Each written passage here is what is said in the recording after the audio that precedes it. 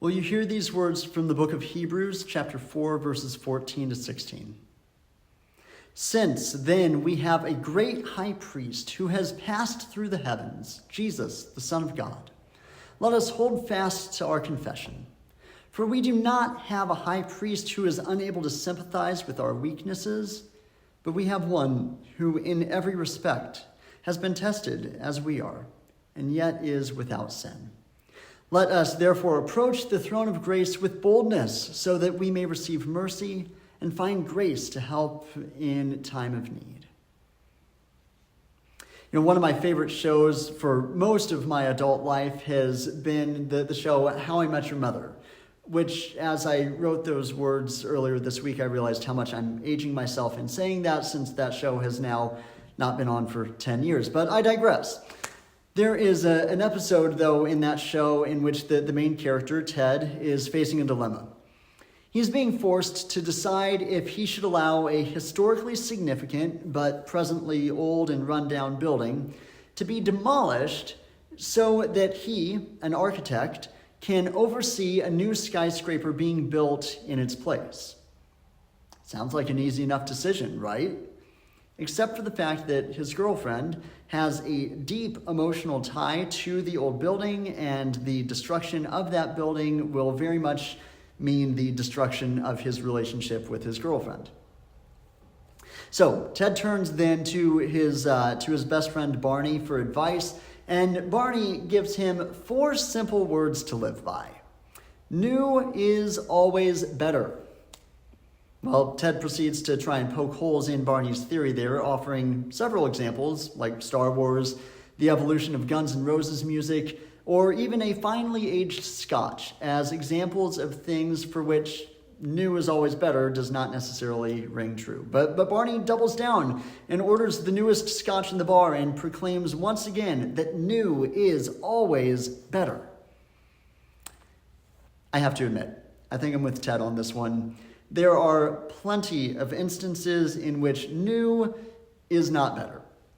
The newest Star Wars movies are not better than the original, and I will die on that hill. But that doesn't mean that Barney is never right. See, new is sometimes better.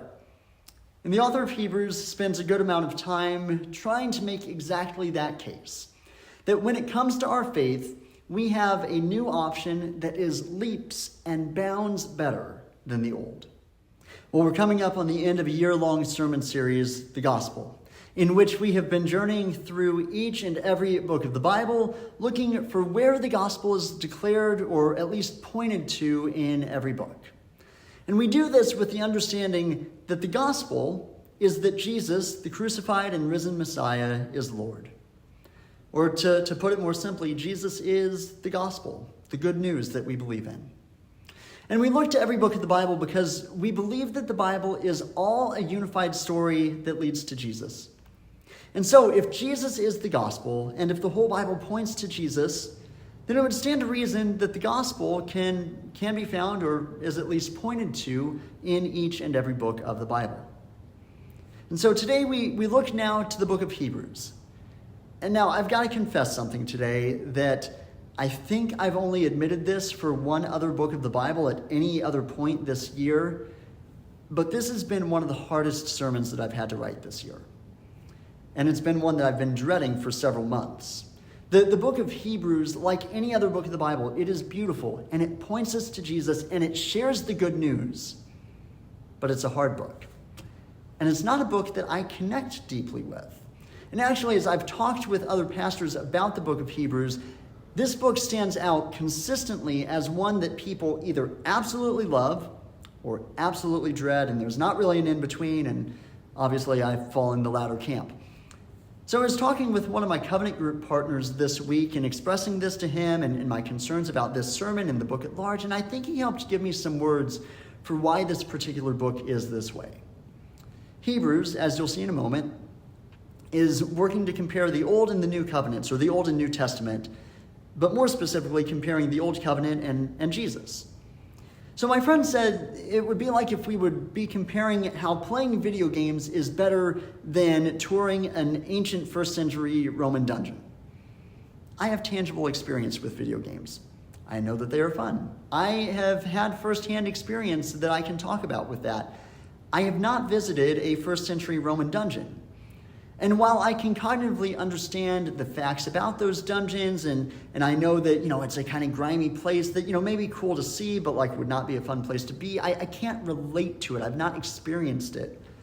And this is kind of the difference between the Old and New Covenant. See, we live under the New Covenant of grace and of Jesus.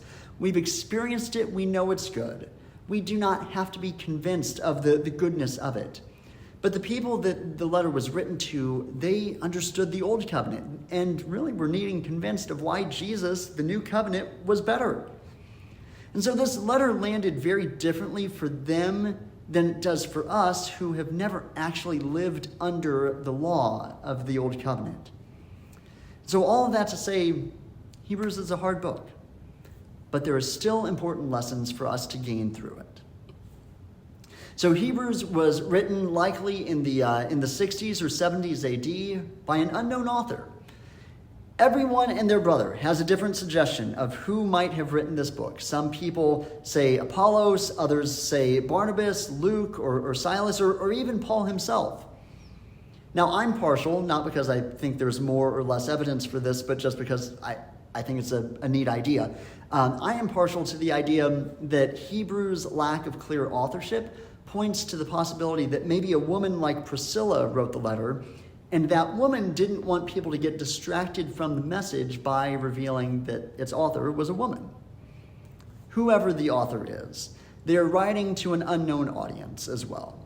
And unlike most of the other epistles, we don't know who the letter is being sent to. We don't know even what area it's being sent to. And so we call this the letter to the Hebrews because of the content in the letter, not because of exactly who the letter is being sent to. See, much of the book of Hebrews, probably more than just about any other book of the Bible, is absolutely jam-packed, full of quotes and allusions and references and stories from the Old Testament. The author is very much operating like and assuming that the readers of the letter know the Old Testament and know it well. So again, we really don't know for sure who the intended audience was, who the specific church was that was receiving this. What we can say with a good amount of certainty is that the audience was probably a group of Christians that had at least a Jewish background and a thorough knowledge of the Old Testament scriptures. So in my view, the author's main intent of the letter is to make a case for Jesus as a better option than anything that has come before in the history of their faith. The book of Hebrews, I really see as like the original case for Christ before, Lee Strobel came around and wrote what we know as the case for Christ. And since there's no opening or greeting or introduction of the author, the book just jumps right in and begins telling us exactly what the author thinks about Jesus and begins making their case. Hebrews 1:1-4 says this: "Long ago, God spoke to our ancestors in many and various ways by prophets. But in these last days, he has spoken to us by a Son, whom he appointed heir of all things, through whom he also created the whole world. He is the reflection of God's glory and the exact imprint of God's very being, and he sustains all things by his powerful word. When he had made purification for sins, he sat down at the right hand of the Majesty on high, having become as much superior to angels as the name that he inherited is more excellent than theirs." And so if you have your Bible and read that chapter, if you look ahead then, you'll see that the entire rest of the chapter then is basically just the author quoting the Old Testament. He quotes from Psalm 2, 2 Samuel 7, Deuteronomy 32, Psalm 104, Psalm 45, Psalm 102, Psalm 110. And don't worry, the author's only getting started. There's a heck of a lot more after that. Now, I think typically when I've read those beginning words of Hebrews in the past, I've just kind of seen it as like a pretty flowery introduction. It's a nice introduction to a long book ahead. But the reality is, from the very beginning, from the very first verse of the entire book, the author is laying the groundwork for what's ahead. Long ago, God spoke to his people in many ways. So remember, as far as the Jews were concerned, God had really been silent for like 400 years up to this point. The prophets, they were a thing of the past, and God's messages to his people seemed to be a thing of the past as well. But the author doesn't end there. There's a but. He says, but in these last days, he has spoken to us by his Son. So 2 things there. First of all, already in the 1st century AD, the church is referring to their moment in history as the last days. They see Jesus and his death and his resurrection as the culmination of all of history and the beginning of the end of all things. The last days for them are not ushered in by the rapture or the Antichrist, but began with the life, the death, and the resurrection of Jesus. And they carry on into today because we believed as Christians 2,000 years ago, and we believe now still, that Christ's return is imminent, and that we live in the last days before his kingdom reigns fully realized in heaven and on earth. But the bigger point in that line is how God is now choosing to communicate with humanity. See, previously it was through the prophets that God would speak to his people and reveal a message to an individual that would then share it with the people. But now there's a better means of God communicating to us. The better way is now realized in and through the person of Jesus, God's very own Son, who has come directly to reveal God's glory and nature to our world. So the author of Hebrews then takes the time throughout the rest of the book to explain exactly why and how it is that Jesus is so much better than anything that the Old Testament could offer. The author does this through 4 different comparisons, all of which come then with a word of warning after it as well. So the first comparison comes in Hebrews chapters 1 and 2, and the author makes their first bold claim here. It's that Jesus and his message are superior even to the angels and their message. Now, to understand the weight of this argument, though, we have to first recognize something else. We need to understand that in Jewish tradition, the Torah, so the first 5 books of the Bible, Genesis, Exodus, Leviticus, Numbers, Deuteronomy, they were believed to have been delivered to Moses through the angels. And the angels were seen as powerful divine messengers who were entrusted with bringing God's law to his people. So when the author of Hebrews begins then to contrast Jesus with the angels, it's not a small statement. It's a direct comparison between the old way, God's law given through the angels, and the new way, God's revelation given through his Son. Hebrews 1:4, once again, it says, having become as much superior to angels as the name he has inherited is more excellent than theirs. So the angels, they played their role as mediators of the old covenant. But Jesus has a far greater role now as the mediator of the new covenant, of God's final revelation to humanity. The author is arguing that while angels were revered as heavenly messengers, Jesus is not just another messenger. He is the embodiment of God himself. He is the Son of God. He is not simply passing on God's message, but he is the message. The Torah gave laws, but as John 1:17 puts it, Jesus gives grace and truth. Chapter 2 then provides a warning against neglecting the salvation that is offered to us by Jesus. Hebrews 2:2-3 says it this way, for if the message declared through angels proved valid and every transgression or disobedience received a just penalty, how then will we escape if we neglect so great a salvation? So the argument here is that if the message delivered by angels, the Torah, was binding and brought consequences when we disobeyed, how much more then should we take seriously the message that is brought by Jesus, who is so much greater than the angels? The stakes are even higher now because Jesus' message isn't just about rules and laws, but it's about life and salvation.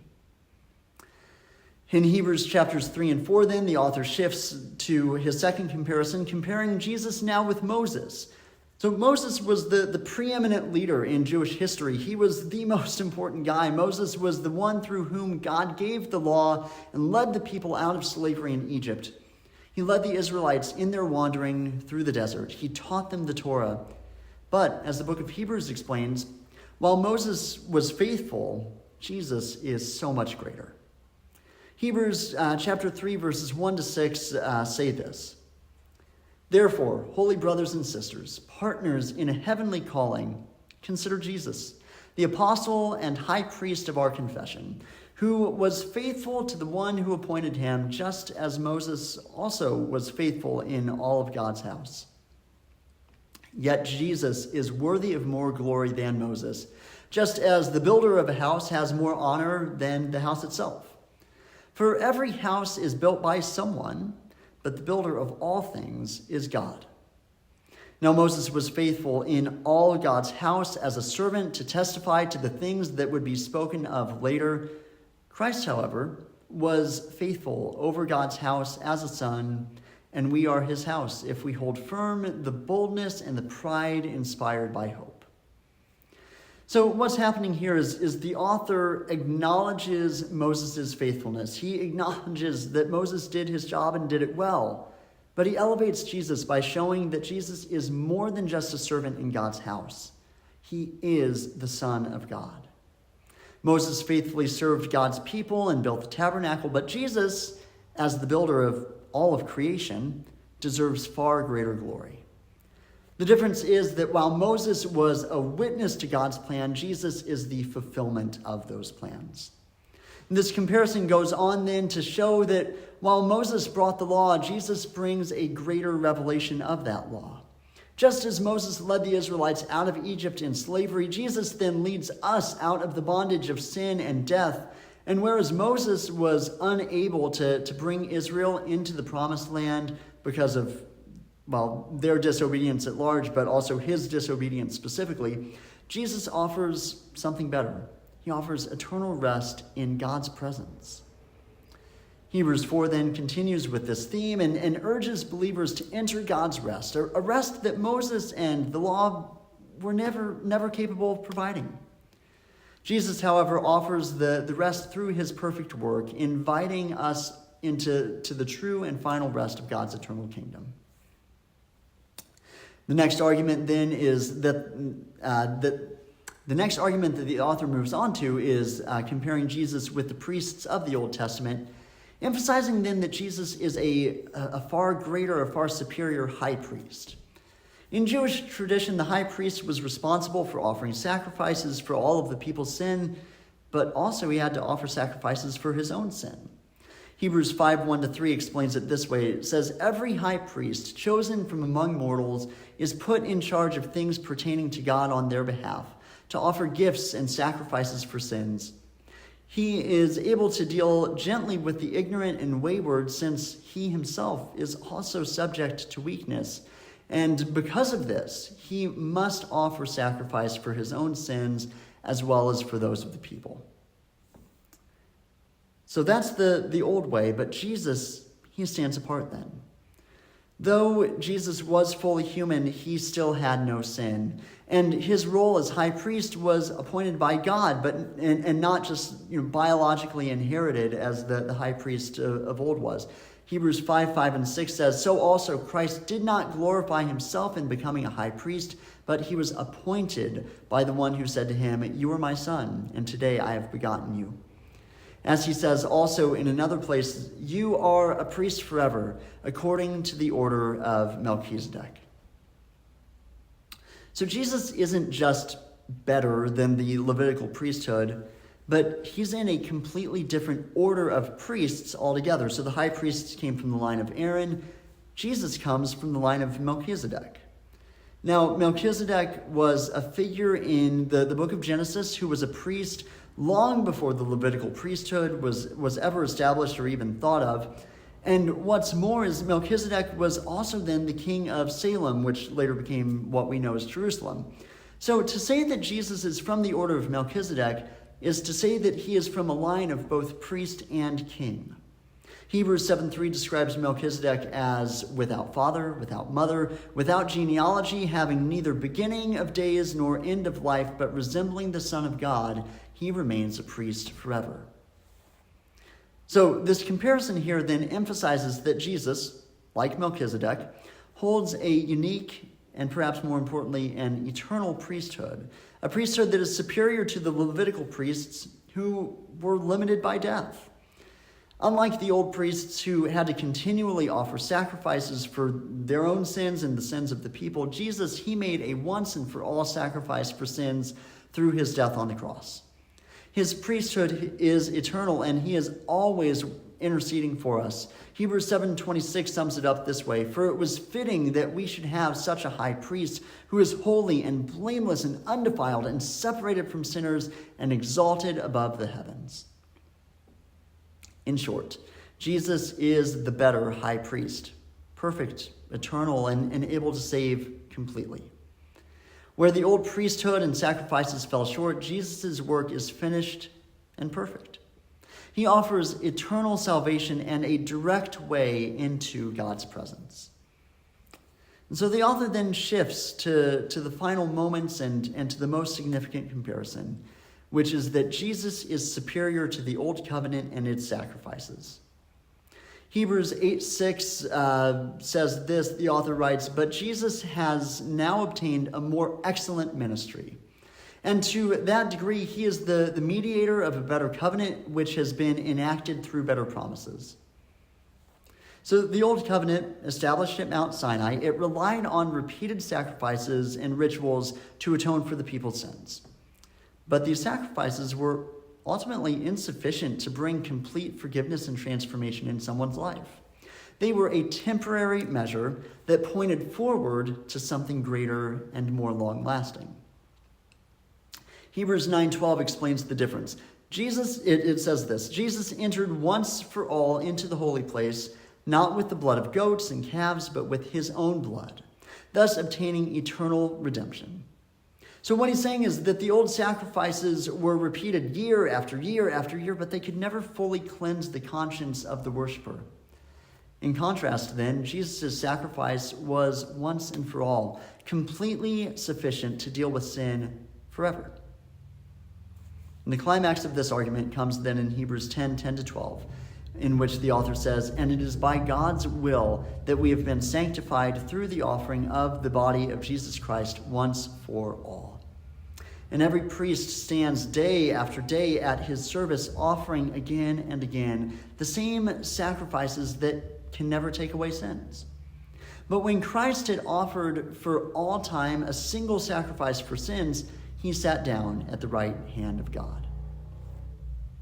So the difference is clear. The old covenant relied on endless, imperfect sacrifices. Jesus' new covenant, however, is based on his perfect, single offering that provides eternal salvation. There's no longer a need for repeated offerings because his work is finished, and his work is good. It's whole, it's eternal, it's better than anything that the old covenant could have offered us. So, no, Barney's words to live by do not necessarily hold up. New is not always better. There's an endless list of things, especially here in the 2020s, that we could identify as both newer and worse than the things that past generations had. But Jesus is definitely not on that list. The old covenant, it was good. It helped to point people to God. But Jesus and the new covenant are better and reveal the fullness of God to a broken and hurting world. Jesus is better than the angels, better than Moses, better than the priests, better than the whole sacrificial system that the Torah offers in the Old Testament. Jesus is a better, fuller, final way for God and humanity to come back together and to be in right relationship once again. And whether we have the full context of the Old Covenant or not, it's the fact that we now have a better way forward to get to God that makes Jesus such good news for us all.